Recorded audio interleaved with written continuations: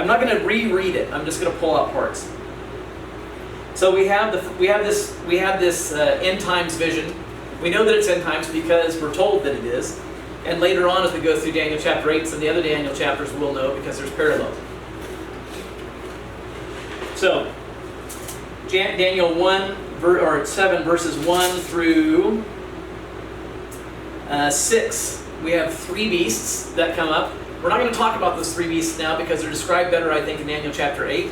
Daniel chapter 8 walks through them, and I can actually give you the history behind them because it makes more sense in Daniel chapter 8. So we're going to just leave those first 3 beasts alone. We're going to go to the 4th beast, which is the final kingdom that's going to be on the earth.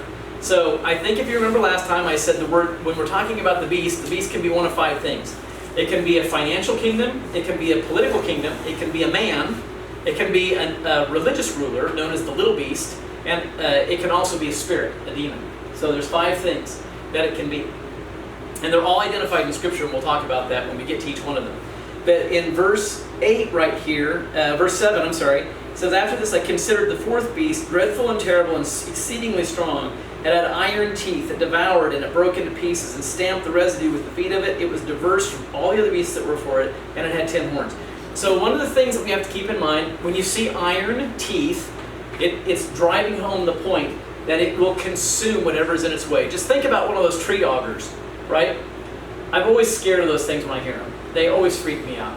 You know, I hear them and I'm like, I mean, one wrong little tiny move, you get the branch caught on your sleeve and you're gone. I mean, there's not a chance that you're getting away from that, right? It's just going to consume you and spit you out.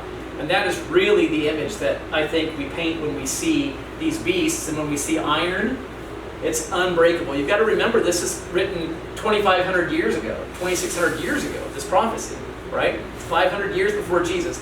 478-ish years before Jesus. So, the Iron Age, to them, was fairly new, right? I mean, for us, it's old hat. We don't think about it. But for them, it was fairly new. Iron, still, for the most part, one of the strongest elements that we use for chewing up anything, right? If we're going to do something with it. We still use it to this day. Like I said, you can chew up entire tree trunks with an auger, and it's made out of metal, right? So he's driving home the point that this beast, this kingdom that's coming, is going to basically chew up and spit out the earth. And it's going to not only do that, it's going to spit it out, and then it's going to stomp on the spit. That's what it says. It's going to trample the residue. So this beast is going to come, it's going to chew up nations, it's going to chew up individuals, it's going to spit them out, and then it's going to stamp on top of it, just to make certain that it drives home its point.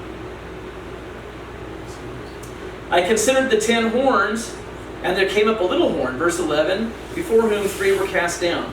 As we read later on in verse 20, it says that he's asking about the 10 horns, and we find out that those 10 horns are 10 rulers.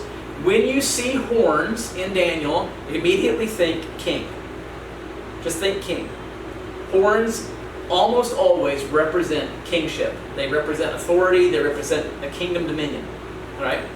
So in Daniel, is there ever a time where the horn doesn't mean king? I don't think there is. I think in Daniel's visions, every time he's had a vision, it seems like that was one of the consistent things that the Lord did to Daniel, was that he represented kings with horns. So this kingdom, it says that he had 10 horns. Behold, there came up among them a little horn, and in front of him 3 of the horns were plucked up by the roots.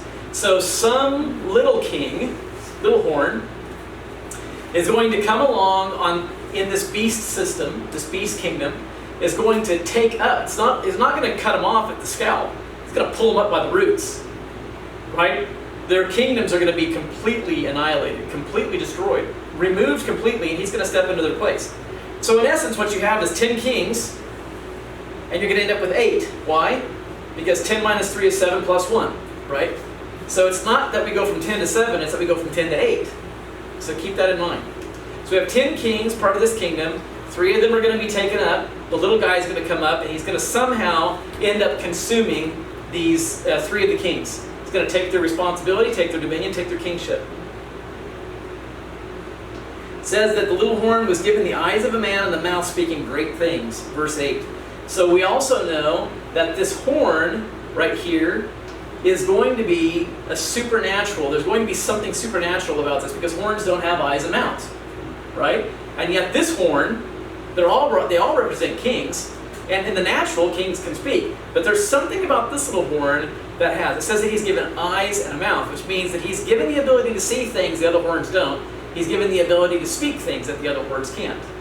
There's something special. This guy's charismatic. Charismatic.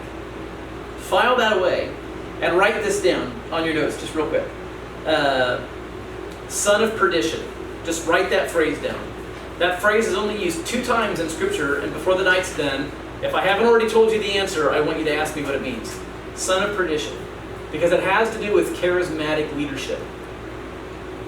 And it'll make sense when we get there. But just don't let me forget. So you're all responsible. Sherry, remind me, okay?